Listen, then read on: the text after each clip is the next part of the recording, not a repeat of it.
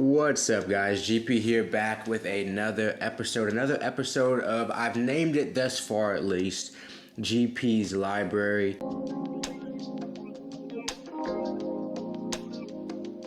It's just a show where I bring you a new book that I've read, and just to give you a quick overview, it starts with when I read it, how I read it, so whether that's physical, ebook, audiobook, anything like that. Biggest takeaways, it's gonna vary depending on books. Some books are super long and there's more takeaways. Some books I also just take away more information from it. So that's the third thing. And then I'm gonna round out the video letting you guys know who I think it's for. Obviously, it could be for so many more people than I think, but I'm gonna let you guys know who I think the video is best for. So let's get started. So first, the name of the book. This book I read was Comedy Sex God by Pete Holmes, and it reads as Comedy Sex God, but I really should say that the book should be, I think there should be commas in between the words. Comedy, sex, and God. They're like three different really huge key points that he hits on throughout the book. So if that title throws you off a little bit, just know that there should be commas in between the words. Obviously, how it was a physical book. The last couple episodes I did were audiobooks. It's actually not that common. I do or listen to audiobooks, which is kind of strange. I think it's kind of just the first ones that popped up on the Instagram list that I had. And speaking of that, if you do want to see more books that I review, feel free, or more books that I've read, feel free to check out the highlights section on my Instagram.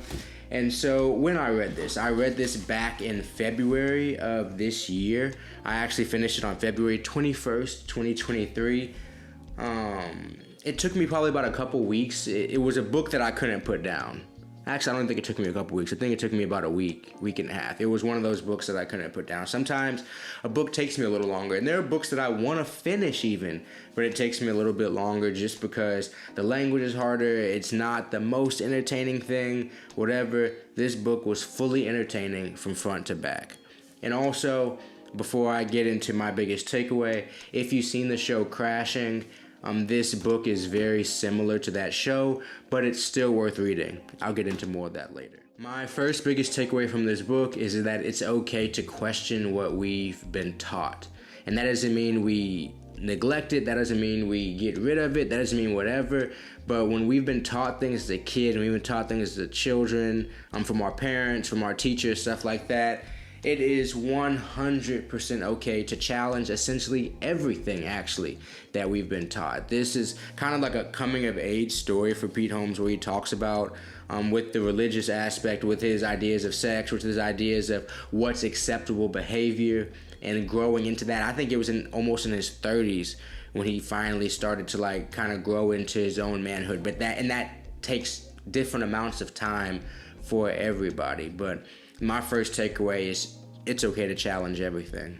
My second takeaway is related to the book, and it's related to the first point I made about his show Crashing, and that's the fact that TV shows don't show the full story. Even with the TV show being made by him and Judd Apatow, but him, and it's showing his life story in kind of a way that had to be made a little bit funnier, but funnier doesn't make realer, funnier doesn't necessarily make more applicable, funnier doesn't even necessarily make better in terms of a story. So Pete Holmes really dives into the behind the scenes of Crashing, even as he was making Crashing and how difficult that was for him.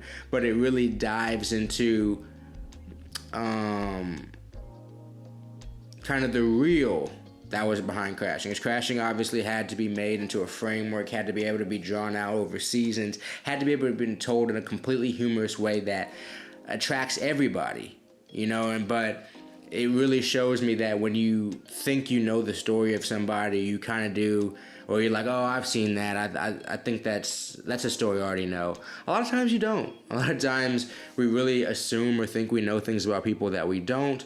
And books, in my opinion, are typically the best way to get to know anybody. Documentaries are good a lot of times, but most of the time a documentary isn't made by the person still. So whoever's even asking the questions gets to dictate the flow of documentaries. When it comes to a book, a tell-all written by somebody, it's usually the best way to understand their thinking, understand where they have come from, and understand kind of where they're headed as well. And the last thing I'm bringing up from this book, and these aren't even points that I got from the book. I love the book so much, but the fact that the titles are misleading. And I'm going to dive into it a little bit. So obviously, Pete Holmes is a stand-up comic. So he talks about how he got started in stand-up, how he got started doing it really as like kind of like a church thing, how there can be super unorthodox ways to getting started in comedy in any profession. You know, a lot of times, I think a lot of people think you need to be abused as a child or have horrible backgrounds or be a complete drug addict to get into comedy. And Pete Holmes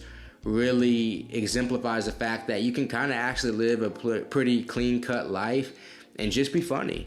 As long as you're funny, you'll find your crowd. So Pete Holmes really opens that up. In terms of the sex idea of the book, he really talks about how his view of women and how he even put women on like a pedestal above needing like what men need like sexually, and how he didn't really understand relationships and women and stuff like that outside the context of church. And even though that can be a great starting point for some people, it doesn't necessarily give the full picture. So when he was relating sex in his life and stuff like that, it's actually very interesting to see. As somebody who comes from a Christian background myself as well, I learned some about how I view women, how I view sex and stuff like that growing up versus now, whatever, in the framework of religion and the framework of being an adult that kind of more lives in the real world or may not completely subscribe to the exact same ideals that you were taught. And then in terms of God, that leeways right into that. He talks about his course of path of like growing up like super religious, and that actually pushing him away from religion in his like 20s, maybe early 30s, and then him kind of finding that middle space, which is a good space for him to be in. And I think that's such a huge part of a story in terms of spirituality. As someone who I do think spirituality is important, but finding that balance of that tradition and lessons that you were taught as a kid and how you actually feel as an adult. So, like I said, that's not what I was honestly expecting when I read this title. And I'm not sure how he wants it. I don't know if it's kind of a play on words in that, whatever. But I will say that what the title of a book doesn't necessarily encapsulate exactly or everything that the book is covering. And then lastly, who it's for. So for sure, as I brought up earlier, if you watch the show, this is for Crashing fans. It still has some of those same themes, motifs, stuff like that Crashing has, but it has it in a more in-depth way, and it in a lot of ways an even more entertaining way, because Crashing's about stand-up comedy. This book isn't just about stand-up comedy. It's about a stand-up comic, but it's about the ingredients that get mixed in constantly to create, a pretty prominent stand-up comic today. And so, of course, it's for comedy fans. If you're a Pete Holmes fan specifically, but even if you're not, I've read some books actually, and I'll get to those in the future, that they're not my favorite comics, but if they're successful comics, they have an audience. They have people who they make laugh. And so finding out how they evolve into that as someone who loves comedy, as someone who likes to write, someone who, as in myself, I find these type of books very valuable in learning how somebody cultivates their comedic craft. And then people who are discovering their own spirituality. This book is a great way to just read about somebody's honest opinion about how they felt about their growth in Christianity, but in any types of more devout situations, how that stuff is really digested in the adulthood, especially if you don't necessarily want to be as devout in whatever that is as you get older, or just learning from somebody else who's gone through that path and who's found their spirituality on the other side. I think it's very eye-opening, and I think there's a lot of people out there who are in that situation who could really benefit from reading these stories. People who are struggling to try new things is another demographic, I think. Pete Holmes is really kind of like conservative in what he was doing. Not necessarily conservative in terms of some like political, but he wasn't out there taking a whole bunch of risks. He wasn't out there doing a lot of stuff like the fast-paced lifestyle, especially with him growing up so religious. He was taught that so many things were bad and not religious, or because they were not religious, they were bad, and therefore he wasn't able to try a lot of new things. And I see some people out there, at least in my life, that have kind of like a narrow scope sometimes, and I feel like there are things that can broaden that scope. There are things, there are people, there are activities, there are places you can go that can really like broaden that scope. So if you want to read about a dude who's able to broaden his scope and be able to open up his radar to more things,